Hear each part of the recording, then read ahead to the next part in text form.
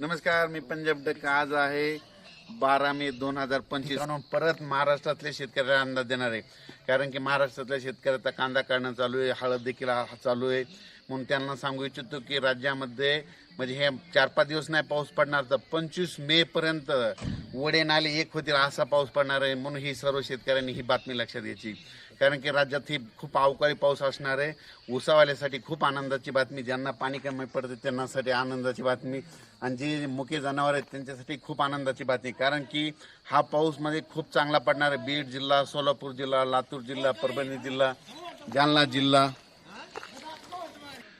जिल्हा, लातूर जिल्हा, नांदेड जिल्हा, हिंगोली, परभणी, वाशिम, बीड, त्याच्यानंतर संभाजीनगर या खूप भागामध्ये जोरदार पडणार आहे. म्हणून हा अंदाज लक्षात घ्यायचा. म्हणजे नाशिक जिल्ह्यात, नगर जिल्ह्यात सगळीकडेच हा पाऊस पडणार आहे. म्हणजे अकोला, अमरावती, वर्धा या भागापर्यंत सगळीकडे पाऊस पडणार आहे. म्हणून हा अंदाज लक्षात घ्यायचा. पण राज्यातल्या सर्व शेतकऱ्याला सांगू इच्छितो की ज्यांचा कांदा काढणी चालू आहे, की तुम्ही काय करायचं की आपण आपला कांदा जसं वेळ भेटेल तसं काढून घ्या, कारण की राज्यात हा पाऊस जवळपास सांगायचं झालं तर 25 मे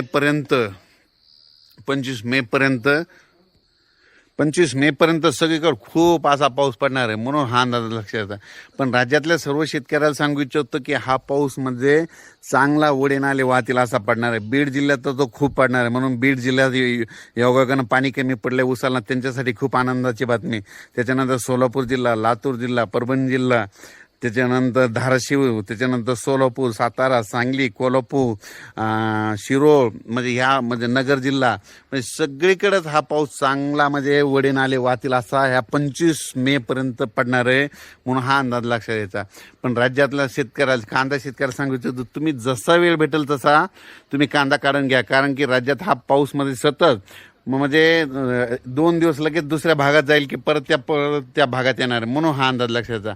आणि हे अंदाज मी देत आहे, मी केदारनाथला जात आहे ना, केदारनाथून केवळ आपल्या महाराष्ट्रातल्या शेतकऱ्यासाठी केवळ हा अंदाज देत आहे. आणि राज्यातल्या सर्व शेतकऱ्याला सांगू इच्छितो की ज्यांचा आता बऱ्याच विदर्भामध्ये देखील बऱ्याच शेतकऱ्यांचा मूग देखील आलेला आहे, रिसोर्ट भागामध्ये मूग पेरलेला आहे. त्यांना सांगू इच्छितो तुम्ही काय करा, उन्हाळी मूग लवकर काढून घ्या. म्हणजे ह्या 1-2 दिवसात जशी वेळ भेटेल तसं काढून घ्या, कारण की राज्यामध्ये खूप असा म्हणजे मान्सूनपूर्व पाऊस पडणार आहे. म्हणून हा अंदाज लक्षात येतो.